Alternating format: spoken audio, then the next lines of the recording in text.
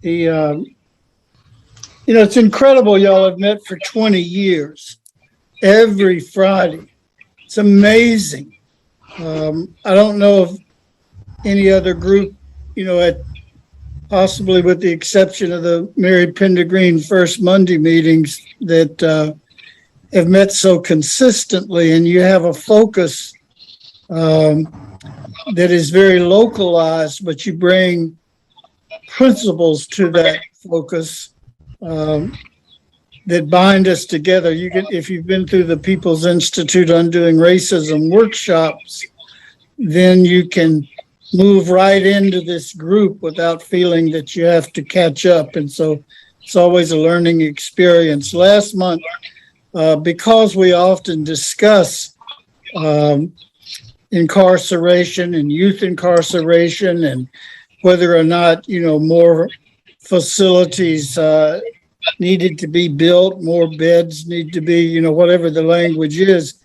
I thought of Senait Brown, who is a part of the People's Institute and is a longtime organizer.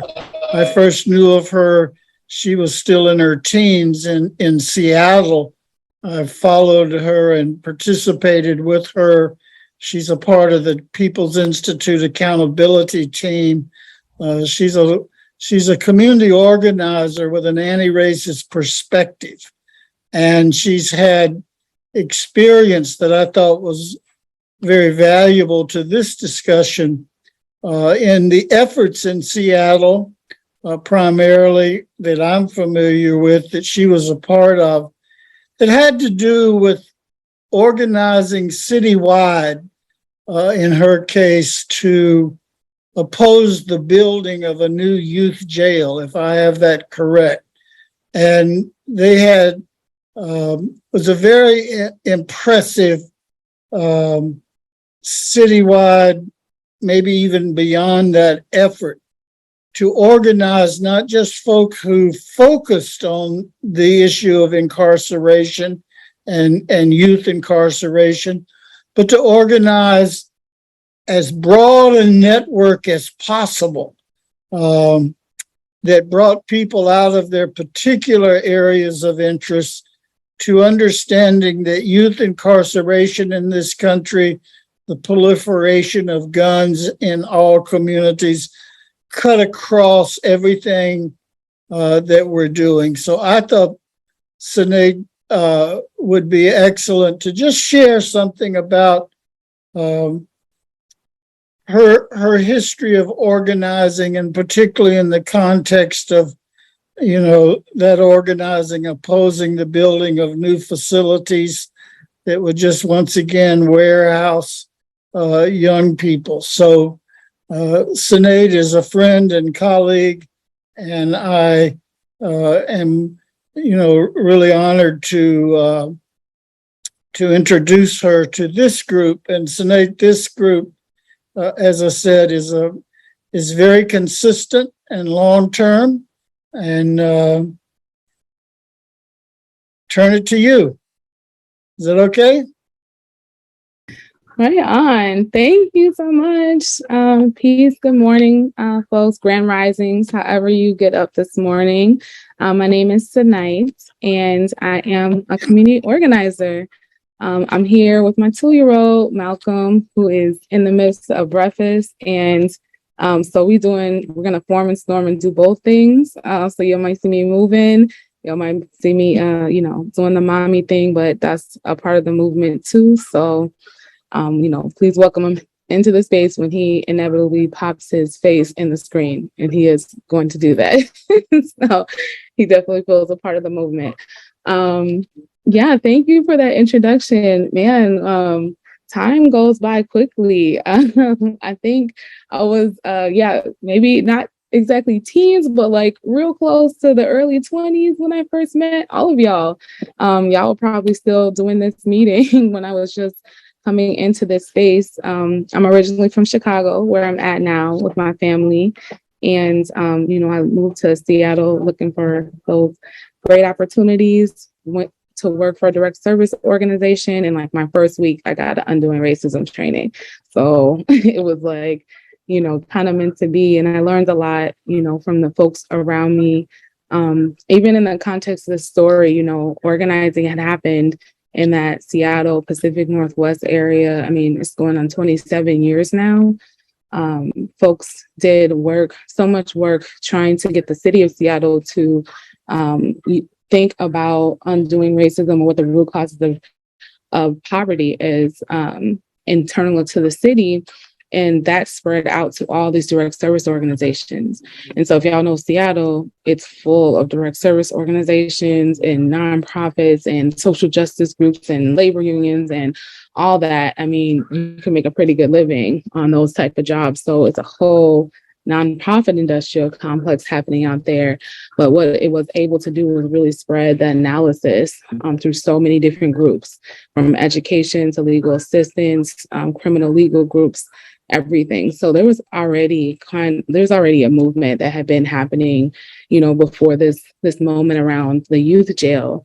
I was lucky enough to learn from folks like Mary Flowers, who runs the Village of Hope out of Seattle, and also supported the folks organizing in prison in the Black Prisoners Caucus, who have been organizing since '74 all around Washington State. And so I came into a network of people who were already thinking about prison abolition, humanistic ways of moving folks and systems change, all that good stuff. I actually did policy work before. I was working in advocacy. I did electoral politics and statewide legislative change, but I did it through a very white dominant culture lens, because that's the type of organization I came in through. So I was really re-educated through working with folks like Mary and Kamonte Carter and Martin Freeman and Dustin Washington, who was leading a group called Youth Undoing Institutional Racism. So this network is so connected, right? Even that group of youth that had been organizing for 15 years before I came on the scene really got their marching orders from the freedom schools that restarted in, I want to say, the 90s, in New Orleans, under the leadership of folks that, were organizing out of the St. Thomas projects. They took a bunch of young people to Mississippi to learn about the freedom schools, and then they worked with Tulane University and students there to actually implement their own freedom schools. Freedom school process. I think it went summer long. And they were, educating young people that are coming from all kinds of backgrounds, and really doing the same thing we do in the workshop, but more creatively. And it's because of their organizing that the chapter in Seattle started. Seattle came down to New Orleans, caught the vibe, and, the rest is history. So, when I came through, I was invited into the space that young folks were already in. By Dustin Washington, by their youth coordinator. And they were like, yeah, you do all this policy and politics and all that. We need someone to come through and, support the work of these young people. They're talking about, I think they just read Angela Davis' book, right, about prisons and prison abolition. And they were like, they're, thinking about what's going on in their own communities and how they've been targeted by police and how, all these things are happening around a youth jail facility. And so I came through with another homie named James Williams. Both of us had background working similar politics and stuff like that. And we came and sat in space with these young people. I think there was 25 young people. And I'm saying young people, I know I'm probably young to y'all, but younger than me. And I think by this time I was 25 or something like that. So they were they were really 15, 14, in that age range, all the way up to maybe 21. And there were 25 of them. And they had basically been told through community relationships about this youth jail that was put on the ballot. And they were upset because they were like, we've been tricked. Because the ballot language says, in Washington, it said, do you support a Children and Families Justice Center, right? And I'm like, Children and Family Justice Center sounds kind of good if you're just looking at it. You don't have any other background about what it is. But what they didn't say in the ballot is very misleading. The language was this was to enhance the current youth jail in which they actually were housing young people in underground in the basement levels of this facility with courtrooms on top. And that this was going to be, expanding that youth jail. So most people who did vote for it, and it was a low voter turnout, maybe 20% of people even voted in that particular election. But most people who did vote for it, but the slim margin that it did win, had no idea that it was the youth jail. And it was a community person named Dee Dee who came through to one of the meetings with the young people and were like, hey, did you know that, it's been voted in a $210 million youth center? One moment, please. Okay. And they didn't know.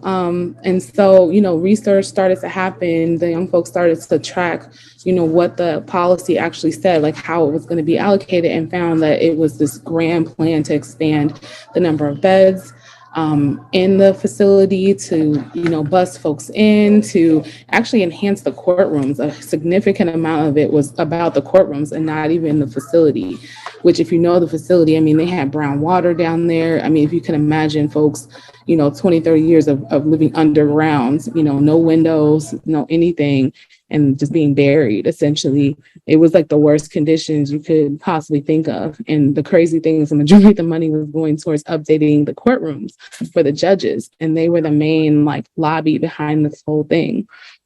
So once they kind of got some research and education, they were like, okay, well, the first thing we want to do is not jump to, let's protest and jump into city council and beg people for their perceived idea of power, right? If power is really in the community, like we say in the training, then the first thing we need to do is go to our community and make sure they're educated on what's happening and see, what their response is. And so they did a night of education where they, in their own creative ways, but basically spoke to what they learned, and also, sprinkled in what they learned from reading the book from Angela Davis. And, that could we have a world where there were no more prisons? Could we really envision it? Could we make it something that's a goal, not for our next lifetime, not for 50 years from now? What if that was our goal, like right now? And just presented that concept. And it was really galvanizing, right? For Seattle, it's not all that diverse. It's definitely really, really white, right? So just seeing, mostly Black and brown youth, especially, pull together and pull our, elders in, pull people in intergenerationally, like it was just, it just took off from there. It really changed the momentum. And because they were so focused on getting us to think differently, even us folks that were older than them, to think differently about what was possible and about what their experiences have been being targeted. I mean, and they really painted the picture for us. So that's what kicked off this campaign of No New Youth Jail. And they very strategically, we all kind of came together and created a group called Ending the Prison Industrial Complex, for the same reasons that it sounds like y'all came together. There are many people involved in this, right? And there are some folks that work inside systems, folks that work in community, and there's other young people. And we wanted to have a place where, the young people had their affinity group, where they were able to process and think about what they need to be supported and be, in their own power. But then they wanted a space for everybody in the network of people, folks coming home from prison, Black Prisoners Caucus, Village of Hope, European Descent, all the different groups and communities to come in and be like, okay, what's the strategy, right? And that was the space for us. And so we started hosting those meetings right at the end of the YUAR meetings, like they would happen on Thursdays after school. And then in the evening from 6 to whatever, when people got off of work, we would do Epic. So it was a nice flow through of kind of the momentum and the energy. And we started to build up our analysis there. There's so many chapters of the story. It's so hard to figure out which ones to focus on. But I will say that, we had a strategy of going a lot in on, education in our community, also community building, but also direct action. So we pretty quickly, yes, it's yummy. I hear you. We pretty quickly had to organize all of the people who were jumping in on this fight. We had an initial situation where there was a predominantly white, like anarchist group, and shout out to them too. They got their, ways of being, who were trying to get out in front of the youth jail. And as folks of color started to organize, they were like, no, this is not how we want to approach this. We need, especially in Seattle, like we need to be showing our young people that we're standing up for them and that, we're moving this forward and we have a different read on this than you all. So we had to have these accountability meetings like crazy with all these different groups about pulling them into an anti-racist strategy, right? We're like, if we're the most impacted and these are the young people that are actually going into the jail, then, you got to step back and let folks lead. And this is, a role for you. European Descent did a lot of work with a lot of the white groups who wanted to take control or was even trying to go for grants in some cases, things that we don't do in community when we're looking at our own families and stuff, to help pull them into an analysis so that they could actually be helpful. So they were like really integral in that, clearing the space and making the space so that those young people could step forward and speak. There was a lot of accountability meetings with our elders. Mommy's not listening to that one right now. Okay, sorry. With our elders, because there were folks who thought the youth jail was a good idea. Just be honest. They were like, yeah, have you been in the conditions? We've been the caseworkers down there. We've been the folks, working with what we've been having for so long. They need an updated space to stay in. There were some people who voted for that. There were some folks who just had a different strategy. They were just like, this reform is better. This idea that y'all have about shutting down youth prisons is so big and lofty. We want something that's more tangible. We were like in very different levels of understanding about that. And what I do appreciate about the Institute is always pushing humanistic organizing. Other folks would have been like, well, let's just run them over and just keep going. But we're like, no, we're going to actually learn about the history. What there was council people who voted for it that were Black. We're like, what was your history? What organizing that have you done in the past? Like, what got you to this position? How we're not going to call you out in public, but we're going to call you in, and actually took the time. I know people don't give young folks a lot of credit for that, but took the time to read people's books before we met with them, if they had a book out or they did work. And we were able to shift a lot of energy, even some historic Black organizations who had, co-signed and sponsored this because they were maybe angling for their own kind of funding for young people and stuff like that when it was going to come down, change their position. So we start taking the legs out from underneath this youth jail in that way before we even started with the direct action and the protests. We did shut down City Council. We did shut down King County Council. We did deliver, scrolls and moratoriums and injunctions on people. We, really showed out, and that was a way to bring, a certain type of energy in. But then we also kept that with our freedom schools, our undoing racism trainings, our weekly meetings. Every time we have big push to, make this a really public issue, or there's a press conference or anything, we also had a place for people to come back to get grounded in this analysis, to meet other people, to see what they're going through. Families start coming through. Young people that were, have records or were doing reporting or anything like that start coming into the space. And it kept changing the dynamic of the space to make us stronger and more clear about what we were saying. I will say that they had amazing events that were very youth oriented. If you ever really want the real timeline for this, there's a Facebook group I would say is the best timeline we had. I know there's a lot of different groups who put blogs up and stuff like that. That's cool. With the Facebook page, if you go down to the beginning, you can really see, what the momentum of this was. We had nights of vision, creative expression, things that helped us just get out of the conditioning that we had to accept young people being buried for the next 50 years, to break us out of that so that we could vision what we wanted to see. And I would say everything kind of culminated this in 2015. We hit a peak. There was an idea to do a tribunal similar to what they did like in South Africa, trying to, call out all the different institutions that were supporting this, because it wasn't just the youth jail. It was never about just the brick and mortar of the youth jail. It was like, what's the criminal legal system doing? What's the housing system doing to contribute to this? What's all these nonprofits doing, capitalizing off of young people being in prison for their programs? And so we were like, let's do a tribunal.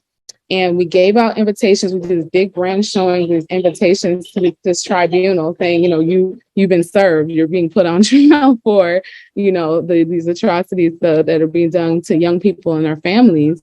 And we were planning for this tribunal, and it was going to be like a court. And then I remember the week, what was it? It was like the weekend before or something like that. It was real close. We were sitting down and we're like, is this we want a world where there's no prisons, where these court systems that are set up to deal with humans, not in a real way, but, through policies and structures that are meant to dehumanize them. Like, we're about to copy that in this tribunal. We literally are planning for a court case. And we're like, how is that showing anything different? These people, lawmakers were planning to come. They were ready to fight. They had press ready to be outside. I mean, they came in, prepared for a court case. We like, how do we switch this up on them so that we're not coming from that same place? We like, they think we're here to be punitive and just to place blame, but really the whole damn system's guilty, right? The whole infrastructure. So how do we do that? And we changed the whole thing. I remember we stayed up 2 days straight almost to change the entire energy of this people's tribunal. It went from a courtroom setting to what I would call, the closest I can name it is like a cipher. Y'all know what a cipher is?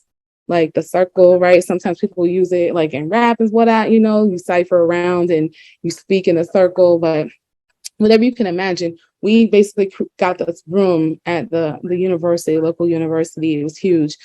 And a big event space. And we made a circle, and it was broken up. All the chairs were in a circle, but there were rows in between, and it led to the center circle table.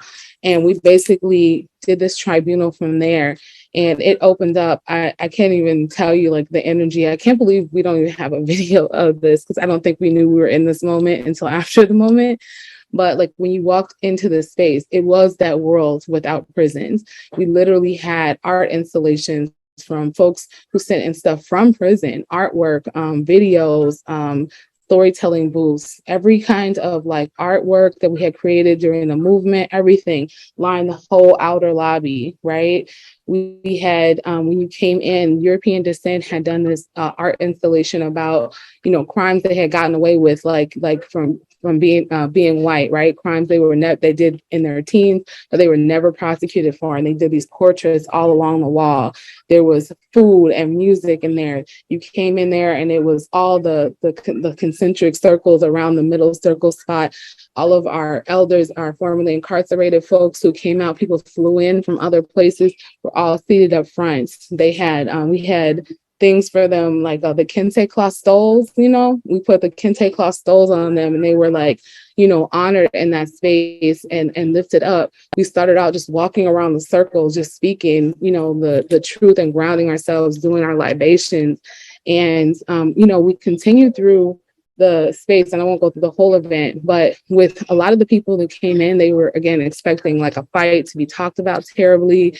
They were there ready for that fight. And we proceeded to basically put the whole system on trial. No one had ever seen the power analysis done without it just being the poor. I'm talking about the power analysis with the poor community in the middle. We did the power analysis with the youth jail in the middle. And we made a case for every single system and how everybody was on trial, not just that one council member or, the people they expected us to target, but really how everyone in that system was culpable. Therefore, everyone in that system also had a role in undoing it. And I don't think it had ever been said so explicitly before. We basically did that exercise, but for the whole youth jail. And it was done all by, young folks, and it was the whole multiracial crew. And later, I didn't even realize this. The most powerful thing is on that wall where we were doing the power analysis. On the other side, on the window, we had done a map with strings. And we said, these are our assets. These are everyone that we built with that are doing, either some work on that whole spectrum of babies in the river, right? Doing the downstream work. Maybe here's some people and programs that are trying to work with the prosecutor's office, don't get no energy because they're restorative justice. At that time, that was, new. And, or they were, all the way up to folks that were just building new housing for Black folks in the gentrified, Central District, or people who were doing freedom schools or liberation work. And we mapped out everyone who we had built relationships with and where our investments were in our community. So we had these two things directly across the wall from each other. And essentially, for the folks that are coming in, like, well, just tell us the solutions, just give us a list of the policies that are going to make this change.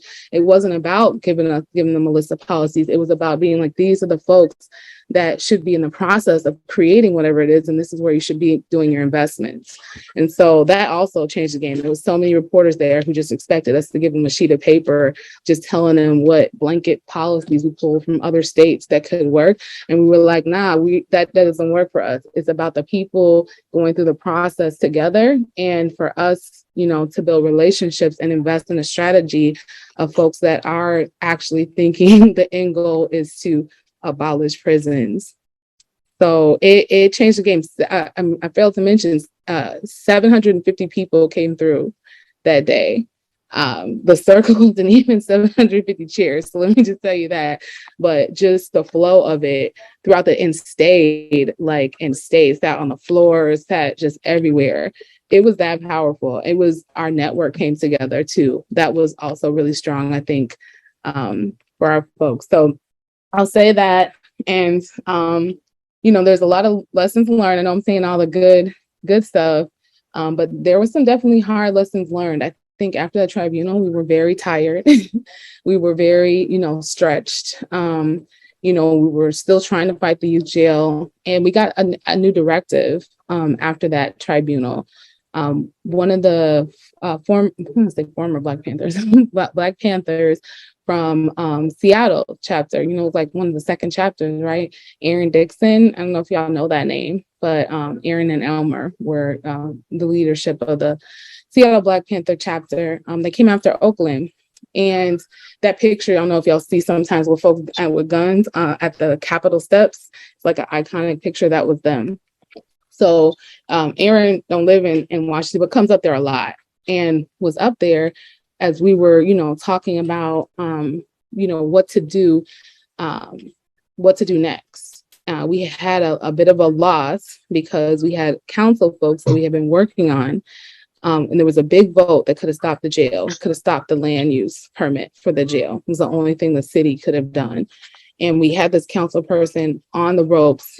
He was like, really, people have been working on European descent, all that. He was going to vote to stop the jail, but he got scared and he was panicking on the phone at like 12 midnight on the phone, calling all of us, trying to figure out maybe some other thing that he could do so he didn't piss off the people at the county and other, people. He was scared to stand on it, to take the risk, which is crazy because other people's lives were on the line.